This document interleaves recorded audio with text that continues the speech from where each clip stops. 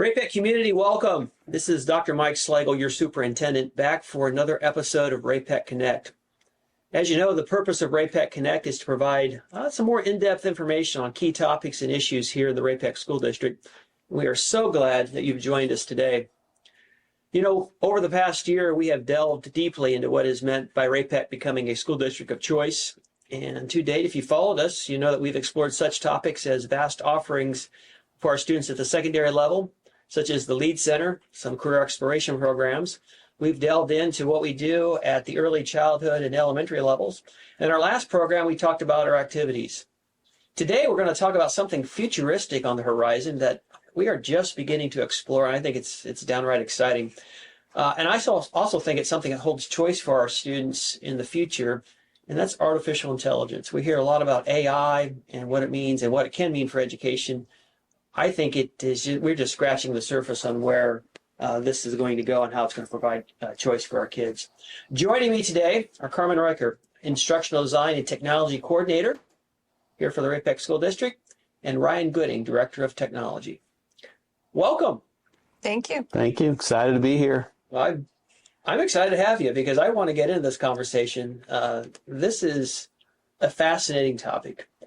And about a couple of years ago, I saw, maybe last April, that a video from Sal Khan, Khan Academy, who was talking about the intersection of AI and education and what that might bring. If you recall, last summer, when we talked about it with our principals, we put together an AI study team. And both of you are on that study team to try to figure out what is this promise that AI holds and how quickly can it get here?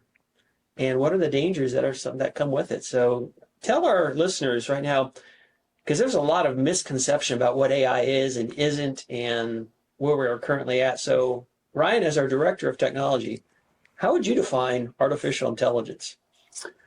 Boy, that's a large question, Dr. Slagle. I appreciate you leading with that one. AI in general is a collection of information. So I think what people probably are most familiar with would be ChatGPT. So that's probably the easiest thing to just give an overall view. But AI is a collection of information that is always learning, always growing, and it can be used to answer seemingly any question you would put towards it at this time. So there's obviously different types of AI, and the one that most people are familiar with is generative AI. And that's what we've been spending most of our time talking about and learning about as a district, and how that can be applicable in the classroom, a district office, just across the entire gamut of the district. To a certain degree, though, AI has been around with us for a while, because I think as I see things, GPS machines, predictive text. Yeah, bots that you would interact with to a certain degree, even though I think they're getting better. They've been around with us for a while. But Karmin, I think you are one of the leaders here in the district as it figures out how we can take some of our technology and make it real in our classroom. I think the biggest thing for us is, what does this hold for education in the future, the teaching and learning? How is it going to help our kids and our students and our teachers? So what have you seen so far as we've gotten into this? What's out there for us to be excited about? There is a lot out there, and every day it seems to grow and get better. What we've been kind of looking at first is preparing our teachers for what artificial intelligence can do for them. What are some tasks that it can do for them to alleviate some of the extra work that they have to do? Not to say that they don't need to do work. That's not what we're trying to say. But there are tasks that AI can help and make happen a lot more quickly. For example, just even writing a lesson plan.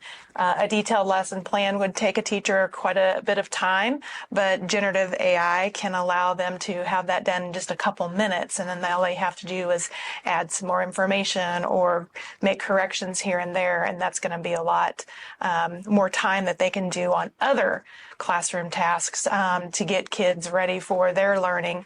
It can give them ideas. Part of being a teacher is coming up with the best type of learning activity to get kids engaged, and your mind can only be as creative as it can be, but using a tool like AI can give you lots of different suggestions and offerings. Yeah. And I think that's really where the district has been focusing a lot of our efforts, is not necessarily reducing workload, but how do we get more creative? How do we reach more students with different ideas and changing the way that we're delivering instruction in the classroom, and having those additional ideas, those additional activities that maybe we wouldn't have thought of, that we can then implement in our current practices and our current structures, we think is going to be extremely helpful for teachers.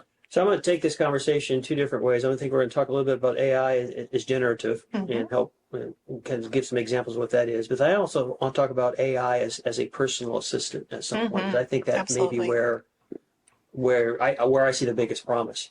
Now, when you talk about generative AI, as I understand it, correct me if I'm wrong, because I'm a newbie here too. But if we played around a lot with it, because I just want to see what it does. So to help our teachers, sometimes a generative AI example would be to go in and help me write a lesson plan on the American Civil War. And that would generate ideas and information for which then the teacher can save time, that they wouldn't have to go and do that, but then can tailor something along those lines so that it can be real for their classroom. That's kind of, when we say generative, we're generating information or generating tool sets to help tasks become easier or more completed. Is that an easier way to think about what generative AI is, or is it deeper than that? Yes, and Okay. Anytime you ask an AI to generate information, it is going to give you its own response. So if the three of us typed in the same prompt, the three of us would get three different responses. And will there be similarities? Absolutely. But that's the nice thing about it. It's not going to be exactly the same for the three of us. And then as we interact with the AI by refining it or asking it more questions, then those responses get more unique to you. Interesting. Okay.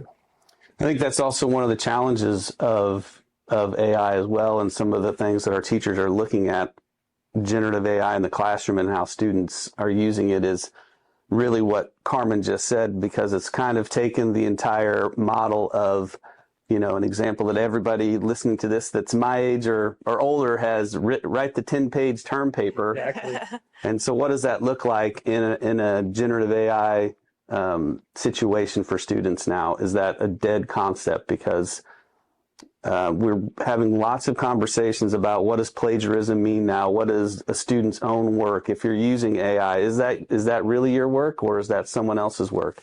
So as a district, we're looking at all of those things and seeing what does that really look like in a K-12 setting. And it's not just Ray-Pec. I mean, across the nation, people are having that conversation. And it's really interesting to see how English teachers will look at that versus a history teacher versus a math teacher versus a music teacher or even an art teacher, because generative AI can help you create artwork. Right. And that artwork is, as Karmin just said, it's new. It's never been, I mean, it's newly generated. It is unique to that prompt that you put into it. So is that the student's work or isn't it? And those are all really interesting and fascinating conversations that we're getting to have with a lot of people right now. Yeah, and there's, like you said, Ryan, there's different ways of looking at that too. I think some of us from the more old school would, I think, at least I would fall on the side that, you know, it's really not your work unless you make it your work. And there would be some that would say, no, this is the future, this is where we're at. And so if it learns how you are interacting with it, then it really is your work. And it really starts blending the line between humanity and technology. It does, yes. Yeah.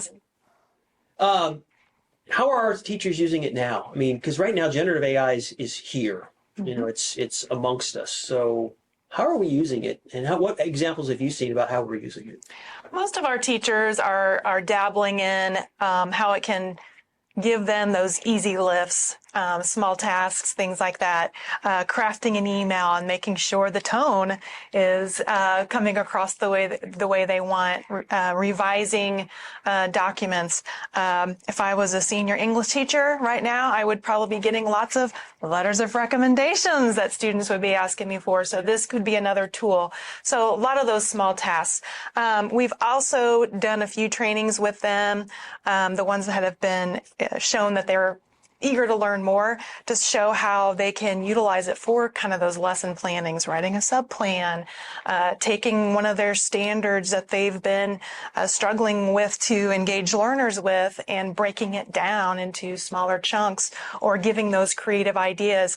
I need to make this more real world for my students. So how do I take this standard? And the AI would let it, or give it, the AI would allow it to generate some ideas so that they could move forward. So we're just starting to see them play around with it, get familiar with it, use it for their own personal needs. One of our colleagues was using it the other day to write a new diet plan. So, and, create a shopping list, things like that. So I really see that they're trying to understand it themselves so that then they can start dabbling in, now how can it help me in the classroom? Absolutely. And it's just not a teaching tool. I think here at ASC, places like, even our support side of things, we've used AI. As a generative tool to help us complete tasks that get us a head start on some things. Yes. I know I've used it to, put some thoughts together and put conversations together. Help me get over, at least get started with some ideas so that we can refine them and make them real. Here's why I'm most excited about this AI conversation, and this is the great unknown, is AI as a personal system for education.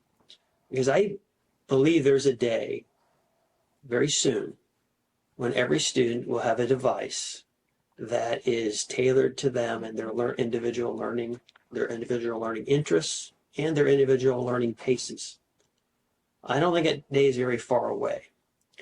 And I know you've been to conferences, you've been to places. What do you think about that statement I just said? Way off base, or? So I think when we went one-to-one, that was kind of the first step. And it's kind of what you're talking about is kind of the holy grail of education. How can you tailor an educational plan for every single student in the district, which as your student grows, or as your district grows, you get to 6,000 students, that becomes, that's really challenging for any school district. Yeah. So getting a Chromebook in every student's hand was important, and I think a real big first step for the district to do that. Now, what you're talking about, tailoring that, there are people out there that are definitely working on that problem or on that solution, however you want to look at it. And what does that look like? And from my lens where I sit, there's lots of things as a district that we want to be careful about as we approach that.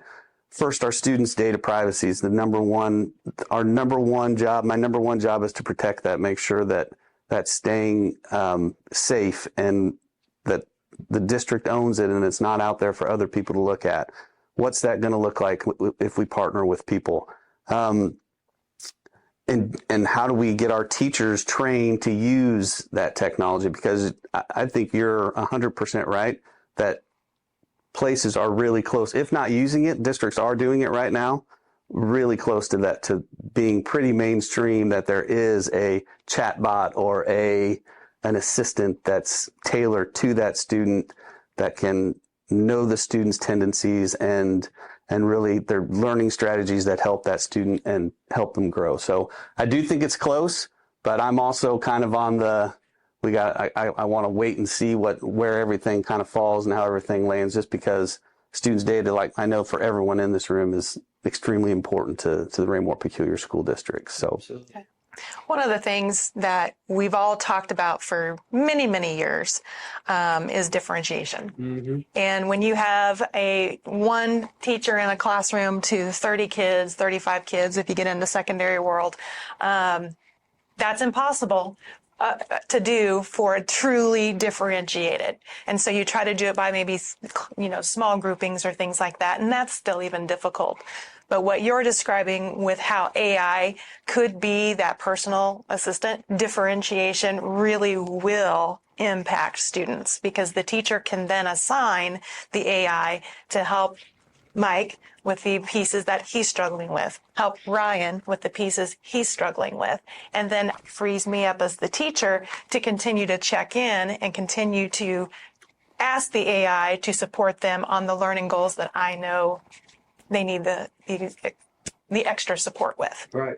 And even looking further out, the AI will eventually know, based on what you're doing, this is what you need. This is what Mike needs. Right. These are the things Mike needs to work on These are to the be skills better he's in missing. algebra. Yeah. These are the things Mike needs to learn to be a better writer.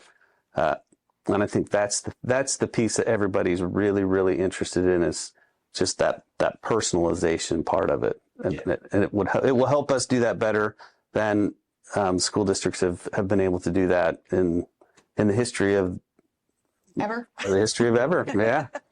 Well, I thought about that this morning because I realized every time I get into my car in the morning to start it up, to go to wherever I'm going, my phone lights up and says, traffic is light on the way to work this morning, 11 minutes or whatever it is. And I'm thinking, if you could start combining that intelligence with intelligence about how I'm performing in the classroom, you might get a student might get a text message someday when they wake up saying, you seem to be learning better when between the hours of 9:30 and 11:30. Yes. Sleep in and come back at 11 or 9:30 or something. It's going to be all encompassing, if we allow it to be, with our behaviors, our performance, I think our moods, everything. It's going to be able to help us learn about ourselves better. That's a lot of promise, and that's a lot of scariness too at the same time. Yeah. Historically, education does not move very quickly. We've had the same model for 100 years plus. This generative AI, the things that are impacting us with AI, is going to force education to change the way we teach, change the way we host, have school. Yeah. To your example, exactly. We've always been worried about, seat time, or school starts at this time and ends at this time. But if that's not what a learner needs, why are we beholding to this old model? Yeah. So if we have tools, if we have things that really can identify, yes, this learner only has these skills left to learn. It's not about, well, I'm a sophomore, this is where I should be. It's about whatever age I'm at, these are the skills I need, and I might reach them before that sophomore year. Right. And so school is going to have to look different. And I think, to your point, that's a little scary as well. Yeah, it can be, because I think change is sometimes scary. But I think this is going to be, if we're not going to be ready for this, it's going to be ready for us. Yep. And we're going to be left behind. And one thing the school district will not be is obsolescent. Because I think history is replete with examples of how corporations, entities did not keep up with the times and found themselves on the outside looking in, and we will not be like that. But I think the existential question for Ray-Pec and for all school districts is, when learning isn't tied to a place, what is the value of that place? I think at some point, all districts, and I know Ray-Pec will have that conversation, what is our differentiator? What is our value add that we offer in this community that no other communities offer, as to reason why people need to be here? Because at some point in this evolution, I firmly believe that learning will no longer be tied to a place. Relationships will be tied to a place. Absolutely. The emotional connections between people will be tied to a place. But learning may no longer be tied to a place. And I think we need to have that conversation soon in our district as to what makes us Ray-Pec, what makes us a great place to be. So. And we've already started seeing that a little bit with, your series and your Googles and your things. The kids are learning in their pocket. They have information at their fingertips at the ready. They go to YouTube when they want to learn how to do something new as well. So I think you're already seeing that happen. And so there's a little bit of disconnect even currently that we're having within that teaching model. the teacher's like, this is what you need to know, but why? I already know it. I already asked Google. I already looked it up on YouTube. But I want to know it like this. Yes. How do you teach me that way? Right. So we're already seeing a little bit of that disconnect and that discord in the old way versus the new way. And I agree. What can we do at Ray more peculiar to get us on the track to accept these changes quicker? That's a conversation for another day. And there are some things with AI that there still needs to be human interaction. Yes. Absolutely. I mean, one of your favorite things to do, Dr. Slagle, is to ask questions. Ask questions that maybe make people uncomfortable, or ask questions that make people think or help people grow. That's one of the things you like to do. Prompting, asking questions. Kids are not necessarily great at that right now. How do we get into that and work on that and make that better? Because that's one of the things that's going to be really important, not just in dealing with AI, but in dealing with people in general, asking questions. Yeah. You know, not everybody just wants to hear about you. Right. People really like to talk about themselves sometimes, and asking questions is a great way to get to that space with other people. But it's also imperative that you're able to ask good questions and have good prompts for AI to do all the things that you're going to want it to be able to do to grow as a professional or as a student as well. So I definitely think there's a space for schools in that. And then I liked what you said about the relationships. That's a piece that as society gets more technical, we lose that more and more. And we lose close relationships with people. And I think schools will always, in my opinion, schools are always going to be a place that we need kids to congregate, to learn, to get along with each other, because your AI bot can't be your friend all the time. That's right. So how are you going to interact with others? How are you going to build teams? How are you going to collaborate? How are you going to work together to solve big problems? And our district, as a differentiator, is working towards meeting kids in different places, giving them different opportunities, giving them different skills that we did not have the opportunity to get whenever we were in school. In the lead center, in the machining program, in the heavy equipment program that we're starting right now. I mean, the growth in those areas is, I would put Ray-Pec up with any school in the state of Missouri. And let's see what programs you're putting together. This is what we're doing to help our kids grow outside of the traditional classroom. Yeah, I would agree with that. As we bring it together, I think in the future, here's where I see education going. And first of all, we're going to continue to need teachers, because teachers are going to be the place where kids come together to learn the social emotional skills to be better humans. Mm-hmm. But I think over time, because of AI as a personal assistant, our teachers are going to be more imagination helpers as they will be information providers.